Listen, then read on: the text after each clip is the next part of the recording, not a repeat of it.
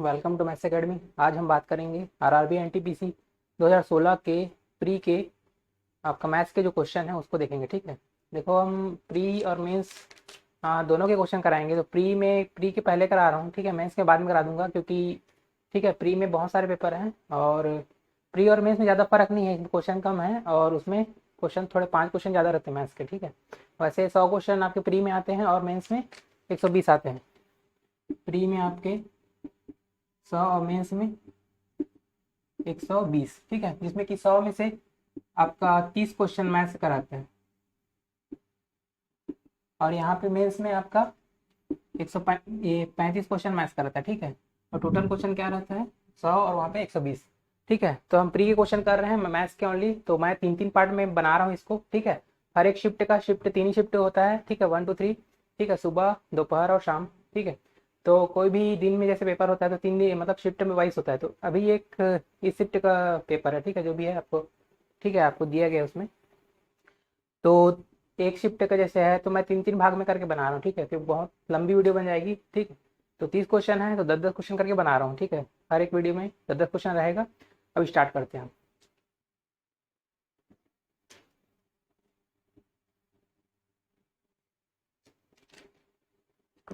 देखो पहला क्वेश्चन क्या बोल रहा है।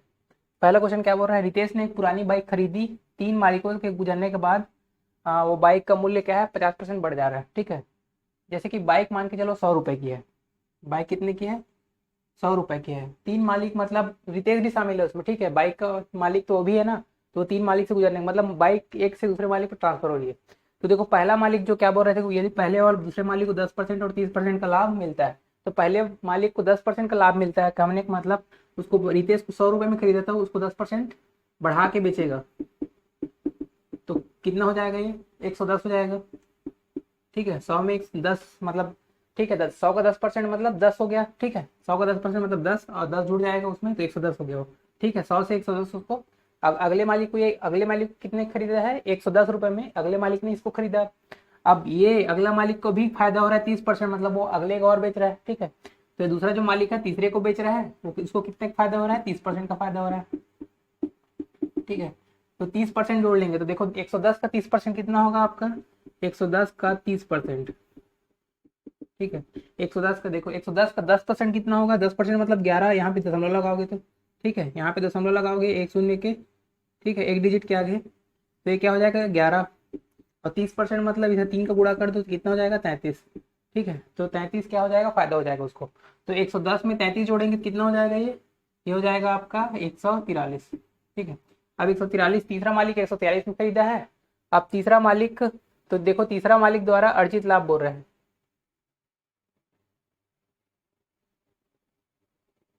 अब देखो क्या बोल रहा है, बाइक का मूल्य 50% बढ़ जाता है। ठीक है, अब बाइक 100 से क्या हो जा रही है 150 हो जा रही है। 100 से क्या हो जा रही है 150 हो जा रही है। तो देखो 143 में खरीदा था वो अब क्या है बेचेगा, कितना बेचेगा 150 में बेचेगा तो कितना फायदा हो रहा है उसमें, ये हो रहा है आपका 7 का। ठीक है, 7 का फायदा हो रहा है, 7% नहीं है यहाँ पे परसेंट आपको निकालना है। ठीक है, परसेंट निकालना है तो क्या हो जाएगा, तो 7 कितने में 143 में। परसेंट के लिए क्या करेंगे 100 का गुणा करेंगे और परसेंट का साइन लगाएंगे। ठीक है, अब इसको 7 से भाग दे के देख लो। ठीक है, आपसे अगर नहीं कट रहा होगा तो एक अंदाजा लगा सकते हो। ठीक है, एक अंदाजा लगा सकते हो। कैसे लगा सकते हो अंदाजा, देखो आप 143 में 7 कितना परसेंट है, तो 143 का पहले 10% निकाल लो। 143 का 10% आपको कितना होगा, यह होगा 0.1 यहाँ पे। ठीक है, 14 दशमलव कुछ है। ठीक है, तो 14 का आधा कितना होता है 7, मतलब 10% की वैल्यू क्या है यहाँ पे 14.3। तो इसका 5% का वैल्यू लगभग 7 के आसपास होगा, 7 पॉइंट में कुछ होगा। ठीक है, तो आपको यहाँ पे 7 का वैल्यू लेना है, आपको 7 पॉइंट नहीं लेना है, 7 का वैल्यू लेना है, मतलब 5% से भी थोड़ा कम आएगा। ठीक है, मतलब 7 जो है 5% से कम आएगा, तो 5% से कम जो है कौन सा दिख रहा है आपको, यहाँ पे देख सकते हो ये 4.9। ऐसे आप अंदाज भी लगा सकते हो। ठीक है, उसमें कैलकुलेशन करोगे तो आपको फालतू टाइम वेस्ट होगा। तो अब अगला क्वेश्चन देखो, ये क्वेश्चन क्या बोल रहे हैं। देखो साधारण ब्याज की दर से, देखो दर ही ज्ञात करनी है, मतलब आपको रेट रेट ज्ञात करना है। ठीक है, रेट ज्ञात करना है कितना परसेंट है। और क्या बोल रहा है कि जिस पर धनराशि साधारण ब्याज की दर से 10 वर्ष में 5 गुनी हो रही है। ठीक है, 10 वर्ष में 5 गुना, मतलब कोई धनराशि मान के चलो 100 रुपए है। ठीक है, 100 रुपए है, वो 10 साल में कितना गुना हो रहा है 5 गुना हो रहा है, मतलब 10 का 5 गुना कितना हो जाएगा, ये हो जाएगा 500। ठीक है, ये कितने साल में हो रहा है? ये 10 साल में हो रहा है, 10 ईयर्स में हो रहा है। ठीक है, तो देखो 10 साल में 5 गुना हो रहा है, मतलब बढ़ा कितना है? ठीक है, आपको ब्याज उसी में मिलेगा, बढ़े में ब्याज मिलता है ना, तो बढ़ा कितना है देखो यहाँ पे, 100 से कितना हो रहा है ये, 400 बढ़ा है इसमें। ठीक है, 400 बढ़ा है कितने साल में? 10 साल में। तो देखो 10 साल में, 10 ईयर्स में कितना बढ़ा है? 400 आपका बढ़ा है। ठीक है, 400 प्लस हुआ है। तो एक साल में कितना बढ़ेगा? एक साल में कितना बढ़ेगा? ये हो जाएगा, 10 से कटा लो आप, कितना हो जाएगा? 40। ठीक है, एक साल में कितना बढ़ेगा? 40। ठीक है, तो हर साल कितना बढ़ रहा है? 40 40 बढ़ रहा है। माने कोई चीज 100 से अगर 40 हो रही है, मतलब 40 बढ़ रही है, कहने का मतलब 100 से क्या हो रहा है? वो 140 हो रहा है। तो देखो यहाँ पे कितना परसेंट हुआ। ठीक है, मतलब कितना परसेंट बढ़ा? 100 में 40 बढ़ना मतलब सीधा सीधी बात है, आपको पता चल जाएगा 40% ही बढ़ रहा है। ठीक है, 100 में 40 का बढ़ना मतलब 40% बढ़ना। तो वही आपको पूछा है रेट परसेंट कितना होगा। तो देखो हम रेट परसेंट मतलब क्या समझते हैं? प्रति वर्ष जो है कितना परसेंट की दर लग रहा है। ठीक है, तो प्रति वर्ष कितना है? 40% के हिसाब से बढ़ रहा है कहने का मतलब। तो हमारा आंसर क्या हो जाएगा? 40% हो जाएगा। ठीक है, अगला क्वेश्चन देखते हैं।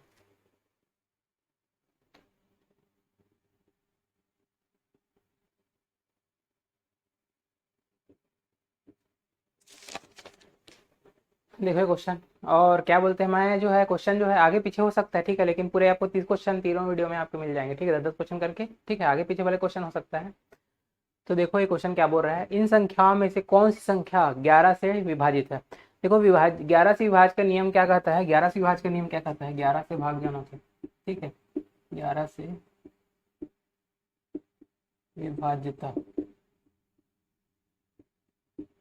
11 से विभाज्यता कहने का मतलब कोई संख्या अल्टरनेट में। ठीक है, मतलब कोई संख्या का अल्टरनेट में जो डिफरेंस है वो क्या है? 11 से भाग जाना चाहिए, डिफरेंस 0 होना चाहिए। ठीक है, अल्टरनेट डिफरेंस,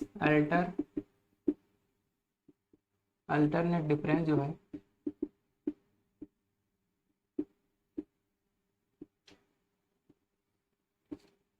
0 या 11 से 0 होना चाहिए, या तो 11 से विभाज्य होना चाहिए। या कहने का मतलब ऐसा है 11 के मल्टीपल में लिख लो। ठीक है,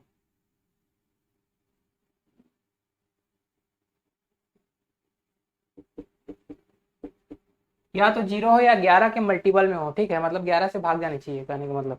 ठीक है, ये होना चाहिए। तो देखो हम एक एक को लेते जाते हैं, ऑप्शन से बनाएंगे इसको, ऑप्शन से बनाएंगे तो ज़्यादा अच्छा बनेगा।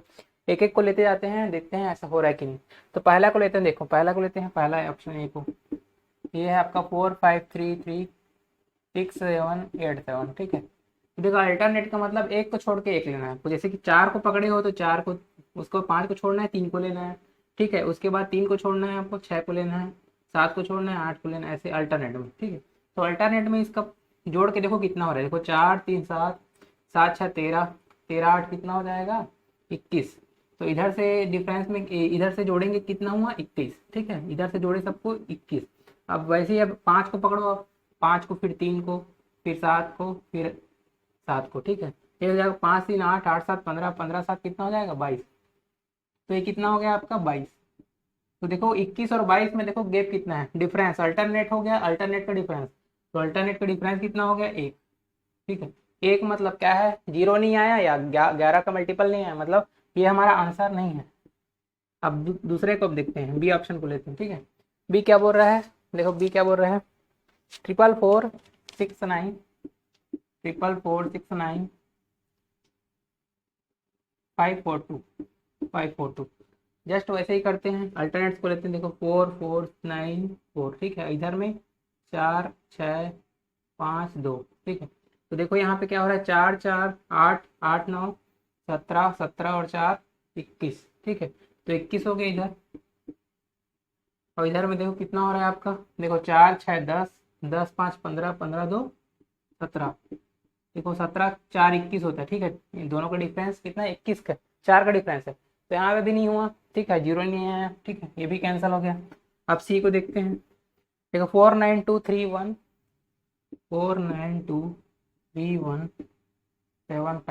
ठीक है, यहाँ पे भी अल्टरनेट डिफरेंस देखते हैं कितना हो जाएगा। देखो 4 2 6, 6 1 7, 7 5 12, ये 12 हो गया।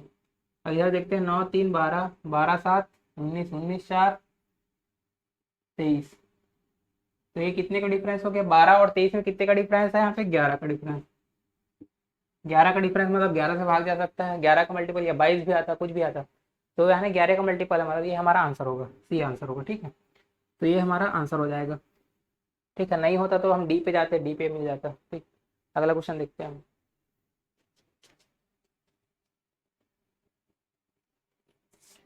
देखो ये क्वेश्चन क्या बोल रहा है, 15 प्रेक्षणों का माध्य 14 है। देखो क्वेश्चन ऐसा लग रहा है कि ये एवरेज का क्वेश्चन, ये मतलब उसका क्वेश्चन है, स्टैटिक्स क्वेश्चन, ठीक है, सांख्यिकी का, लेकिन ये एवरेज का क्वेश्चन है एक्चुअल में।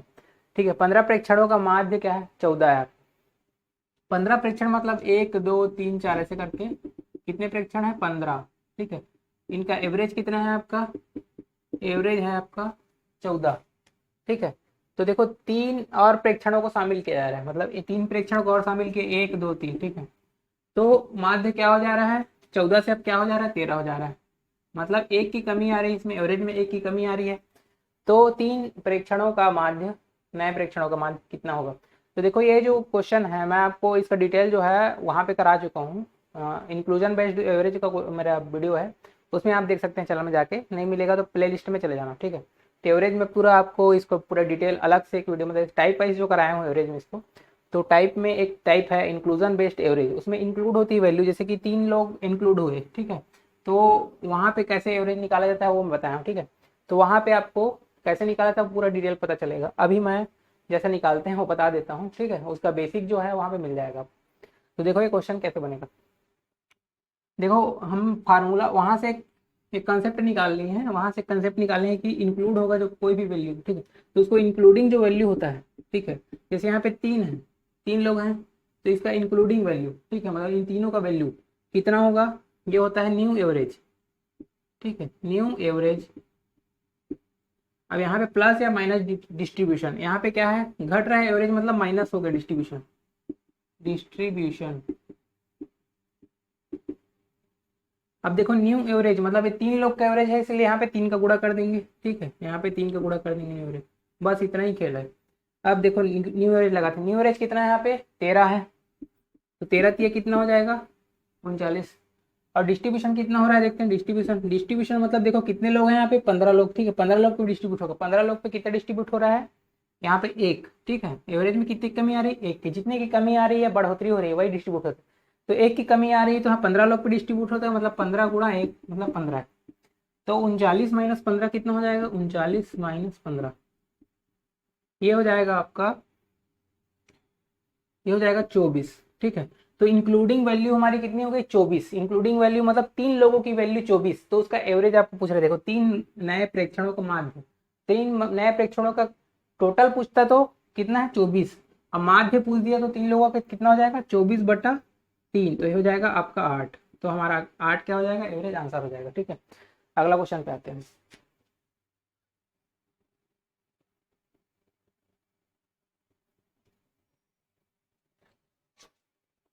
देखो ट्रिग्नोमेट्रिक क्वेश्चन आ गया। ट्रिग्नोमेट्रिक में क्या बोल रहा है? यदि 9 cos ए प्लस 12 sin ए बराबर कितना है? 15। तो आपको cot ए का वैल्यू ज्ञात करना है। cot ए का वैल्यू कैसे ज्ञात करेंगे? देखो आपका ये किस फार्मूले में सेट हो रहा है उसको देखते हैं पहले। 9 cos ए प्लस 12 sin ए बराबर 15।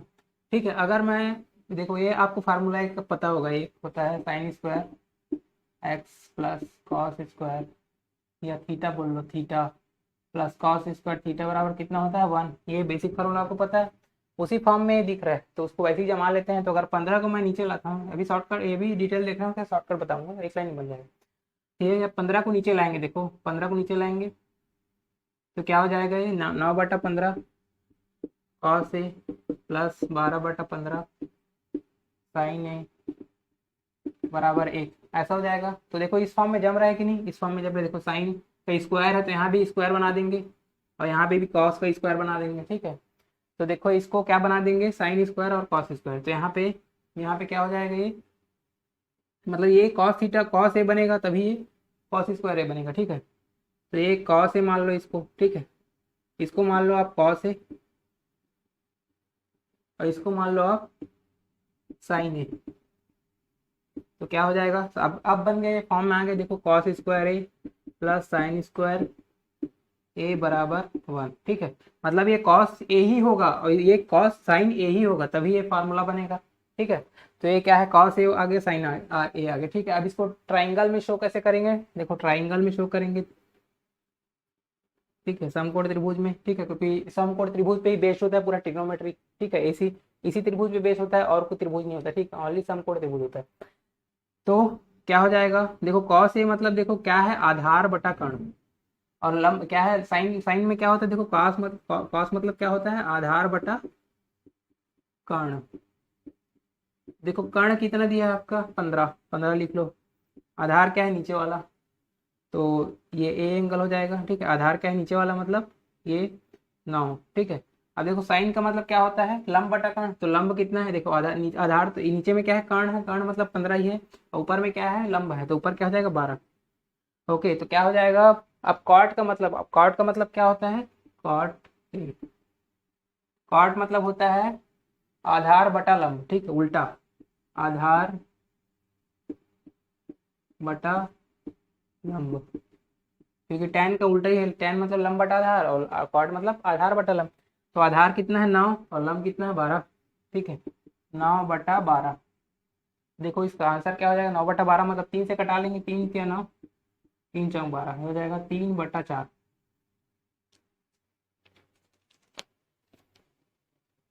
3/4 इसका आंसर है। ठीक है, अब अब क्या करेंगे, अब देखो क्या करेंगे, अब देखो शॉर्टकट बता रहा हूँ, शॉर्टकट थोड़ा मिटा देता हूँ इसको।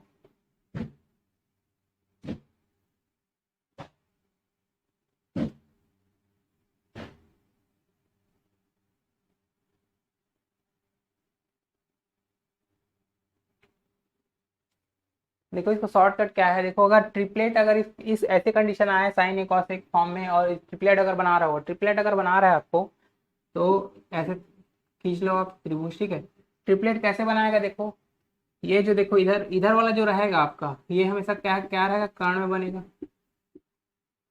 और इधर वाला, और इधर वाला देखो ये लंब भी हो सकता है, आधार भी हो सकता है। अब देखो साइन के साथ है, तो साइन वाले में क्या बनेगा, लंब।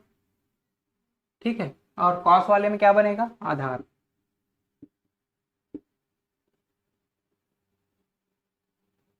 ठीक है, तो क्या हो जाएगा,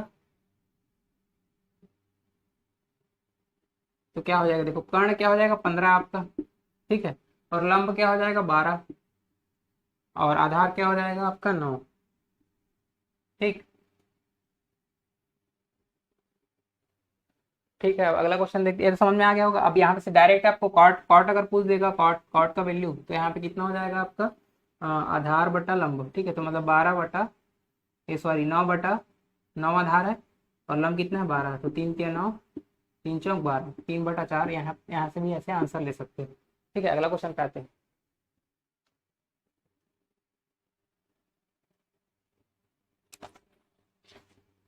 देखो क्वेश्चन क्या बोल रहा है, 3 जॉगर्स की स्थान x से y तक की दौड़ की गति, मतलब x यहाँ पे है, y, x से y तक क्या करते हैं, दौड़ते हैं हम लोग। जॉगर्स मतलब जॉगिंग करने वाले जो हैं। ठीक है, वो जॉगर्स जो धीरे धीरे दौड़ते हैं वही जॉगर्स होते हैं। ठीक है, जॉगिंग करने वाले।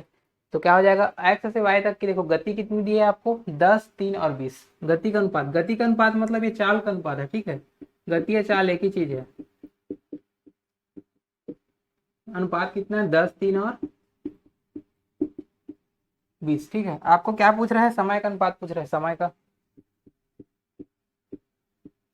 ठीक है, देखो चाल मतलब क्या होता है, और समय आपको पता है, चाल और समय में क्या रिलेशन होता है। देखो स्पीड बराबर क्या होता है, डिस्टेंस अपॉन टाइम।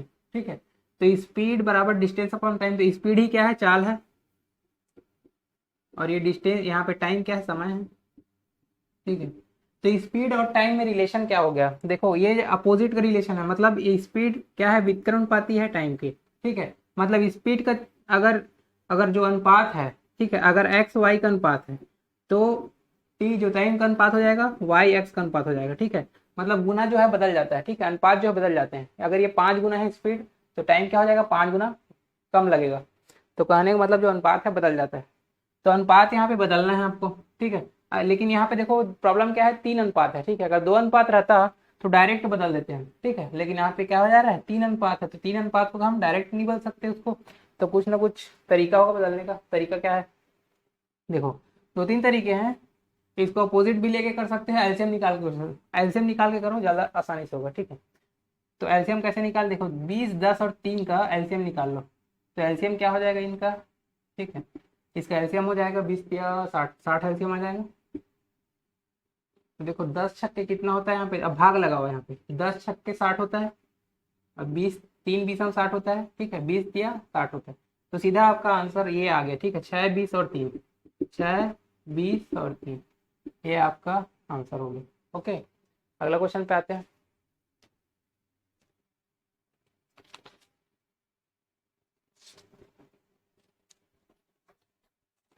देखो क्वेश्चन क्या बोल रहा है, 30% पोटेशियम नाइट्रेट वाले घोल को 60% पोटेशियम नाइट्रेट वाले घोल में किस प्रकार, मतलब कितने अनुपात में मिलाएं कि आपका परिणाम स्वरूप 40% पोटेशियम नाइट्रेट हो जाए। कहने का मतलब ये है 30% वाला जो है, ठीक है, तो इधर क्या है 60% वाला, और दोनों को आपको मिक्स करना है, ठीक है। और वो दोनों क्या है 40 होना चाहिए। तो देखो ये एलिगेशन तरीके से हम बना सकते हैं इसको। अब देखो एलिगेशन के तरीके से ज़्यादा आसानी से बनेगा, क्यों, क्योंकि देखो एलिगेशन में क्या होता है, एक्चुअल में दो चीज़ का मिक्सिंग करते हैं, ठीक है। और बीच में जो होता है टोटल वाला होता है, ठीक, ग्रुप होता है। जैसे कि मान के चलो इधर मिल्क है, ठीक है, इधर मिल्क है और इधर वाटर है, और दोनों का मिक्स है इधर मिल्क और वाटर, ठीक है। अगर दोनों का मिक्स है यहाँ पे दिया है, अगर इन दोनों को ऐसे करके तिरछी खींच के इन दोनों का गैप देख के यहाँ पे लगा देंगे तो हमारा क्या है, अनुपात पता चल जाता है कि मिल्क और वाटर में कितना अनुपात है। और वैसे ही यहाँ पे आपको पता चल जाएगा, ठीक है। यहाँ पे कॉन्सेंट्रेशन अलग अलग है, 30 और 60 वाली, बीच में क्या रखेंगे 40, और इसमें अंतर देखेंगे तो यहाँ पे अंतर देखेंगे तो क्या हो जाएगा आपका, यहाँ पे कोई नेगेटिव और पॉजिटिव वाली बात नहीं, यहाँ पे पॉजिटिव ही आपका आंसर आता है, क्योंकि इन दोनों के बीच में होती है। जैसे 40 है तो 30 और 60 के बीच में ही आएगा, ठीक है। यहाँ पे बड़ी संख्या नहीं आएगी आपको, 30 से बड़ी संख्या और 60 से छोटी संख्या, 30 और 60 के रेंज में मिलेगा आपको यहाँ पे बीच वाला जो, ठीक है। तो हमारे से ऐसे लाइन लाइन खींच लिए। अब इन दोनों का गैप देखते हैं, 30 और 40 का गैप देखो यहाँ पे, ये मत देखो किससे किसको घटाना, मात्र गैप देखो, 30 और 40 में कितना गैप है, 10 का गैप है। और यहाँ पे 60 और 40 में कितना गैप है, 20 का गैप है। तो इतना अनुपात में ले लेंगे तो देखो 0 से 0 कट जाएगा, तो ये आपका आ जाएगा 2:1, ठीक है। मैं नीचे डिस्क्रिप्शन लिंक में पीडीएफ डाला हूँ, उसमें पूरे क्वेश्चन है, आप देख सकते हैं। अगला क्वेश्चन पे आ जाते हैं।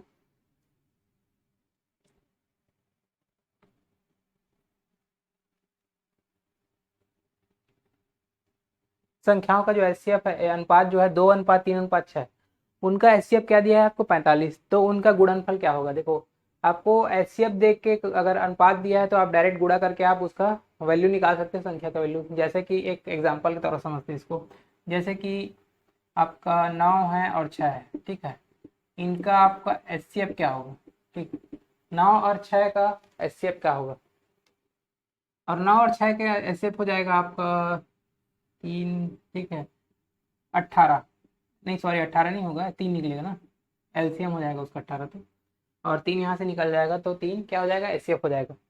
तो यहाँ पे अगर मैं इसको अनुपात के रूप में लूँ, अनुपात के रूप में मतलब 9 और 6 का अनुपात लूंगा तो क्या हो जाएगा, 3 से भाग दे, 3 3 9, 3 दूनी 6, अनुपात के रूप में आ गए 3:2, ठीक है। अगर ये अनुपात भी दिया जाए आपको, एचसीएफ भी दिया जाए, तो क्या हो जाए, मैं अगर गुणा करके डायरेक्ट निकाल लूंगा तो क्या क्या मिल जाएगा आपको, संख्या मिल जाएगी। जैसे कि 3 से गुणा करके देख लो, आप 3 से गुणा करके देख लो, 3 3 9, और ये हो जाएगा 3 दूनी 6। तो देखो 9 और 6 तो हम क्या है एचसीएफ से गुणा किए अनुपात को, मतलब अनुपात को क्या है एचसीएफ से गुणा करने से क्या हो जाती है, अनुपात को, रेशियो को, ठीक है, हमको क्या मिल जाती है, संख्या, ठीक है। एचसीएफ का रेशियो से गुणा करने पे क्या मिल जाती है, संख्या। तो यहाँ पे वैसे ही करेंगे, 2 और 3 6 ये अनुपात में दी गई है, ठीक है। तो अनुपात में आपको देखो उनका एचसीएफ और उनका गुणनफल करना है, ठीक है। उनका एचसीएफ कितना दिया है आपको, एचसीएफ दिया है 45, ठीक है। सॉरी ये योगफल पूछा है यहाँ पे गुणनफल नहीं है, योगफल है, ठीक है। योगफल निकालना है आपको। तो देखो योगफल हम डायरेक्ट भी कर सकते हैं, पहले ही इनको जोड़ के गुणा कर लो 45 से, या 45 45 से गुणा कर लो, जोड़ को फिर जोड़ लो, एक ही मतलब है। तो हम पहले जोड़ लेंगे, ज़्यादा आसान होगा। तो इनको जोड़ेंगे कितना हो जाएगा, 2 और 3 और 6 को कितना हो जाएगा, ये हो जाएगा 6 3 9 2 11, ठीक है, 6 3 9 2 11। तो 11 क्या है, योगफल हो गया, यहाँ पे डायरेक्ट योग हो गया रेशियो का। अब क्या है, ऐसे आपको गुणा करना ही था तो क्या कर देंगे, गुणा कर देंगे। तो 11 गुणा क्या हो जाएगा, 45। 11 गुणा 45 करोगे तो कितना हो जाएगा, 495। आप लोग बोल रहे हैं कि डायरेक्ट कैसे लिख दिया, देखो 11 का गुणा करने का नियम क्या है कि अगर देखो लास्ट लास्ट में दो संख्या है, 45 है, तो 4 और 5 को क्या है फर्स्ट एंड लास्ट में लिख दो, और बीच में कौन सी संख्या आएगी, बीच में वो संख्या आएगी, इन दोनों को जोड़ दो, मतलब 4 और 5 को जोड़ो कितना होगा, 9, और बीच में इसी को पुट कर दो तो क्या हो जाएगा, 495। ठीक है, 11 का नियम एक आता है। तो ये हो गया, अगला क्वेश्चन पे आते हैं।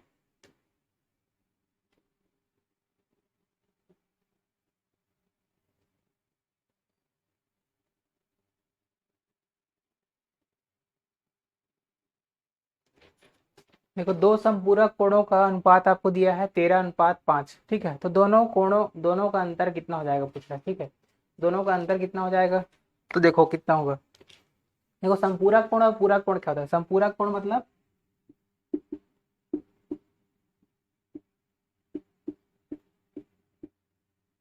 संपूरक कोण होता है 180 डिग्री का, 180 डिग्री। और क्या होता है, पूरक कोण कितना होता है,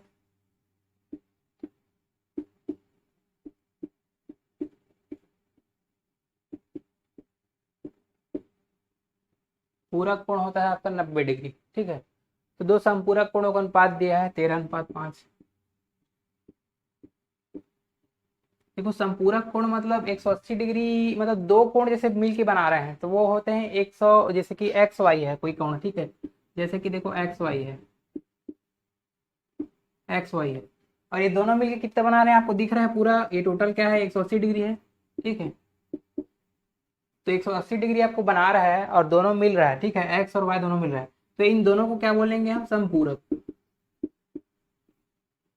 ठीक है, वैसे ही पूरक भी होता है। ठीक है, वैसे ही 90 बनाता है तो पूरक होता है। तो क्या हो जाएगा, देखो 13 और 5 मिलके क्या, देखो दो संपूरक कोणों का अनुपात है ना, मतलब 13 और 5। ठीक है, ये दोनों संपूरक कोण है, मतलब इन दोनों का योग कितना होगा, 180 के बराबर होगा। तो 13 और 5 कितना हो जाएगा आपका, ये हो जाएगा 18। तो 18 रेशियो में है, उसकी वैल्यू कितनी है, 180 डिग्री, 180 डिग्री। ठीक है, तो एक की वैल्यू कितनी हो गई, 18 से भाग दे दो, ये हो जाएगा 10 बार में चले जाएगा। तो एक की वैल्यू कितनी आ गई, 10 डिग्री। एक रेशियो की वैल्यू आपकी 10 डिग्री आ गई। आपको पूछ रहा है दोनों का अंतर, यहाँ पे देखो दोनों का अंतर कितना है, 13 और 5 का अंतर 8 है। तो एक की वैल्यू 10 डिग्री है, तो 8 की वैल्यू कितनी हो जाएगी, 80 डिग्री। ठीक है, तो ये आपका आंसर हो जाएगा। ठीक है, अगला क्वेश्चन पे आते हैं।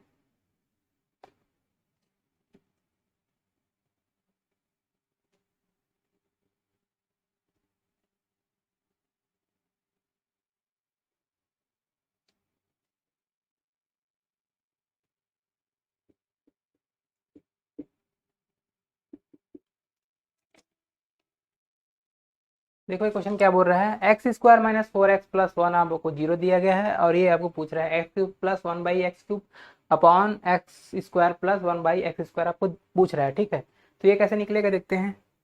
इसको पहले लेते हैं जो दिया गया है आपको, जो दिया गया है क्या है, एक्स स्क्वायर माइनस 4x+1 बराबर 0। ठीक है, तो देखो अगर इस फॉर्म में अगर आ रहा है, ठीक है, मतलब ये x और 1/x इस टाइप के फॉर्म में, स्क्वायर क्यूब जितना भी घात, बहुत सारे घात हो सकते हैं इसके। ठीक है, तो इस फॉर्म में अगर आता है तो हमको क्या, सबसे बेसिक जो है क्या होता है, बेसिक इसका x प्लस 1/x या तो फिर x माइनस 1/x, ये हमको चाहिए। ठीक है, तो ये हमको चाहिए, तो यहाँ से हम डायरेक्ट निकाल सकते हैं। तो इसको अगर x से भाग दे दो, इसको x से भाग दे दो दोनों पक्षों में, तो उधर जाएगा तो 0। ठीक है, x भाग दोगे तो 0 ही होगा उधर, तो इधर तो 0 ही आएगा। अब इधर क्या हो जाएगा, ये हो जाएगा आपका x-4 प्लस 1/x। ठीक, तो देखो जुगाड़ हो गया हमारा, x प्लस 1/x का जुगाड़ हो गया, और 4 को उधर ले जाओ तो x प्लस 1/x बराबर 4। ठीक है, x प्लस 1/x का जुगाड़ हो गया।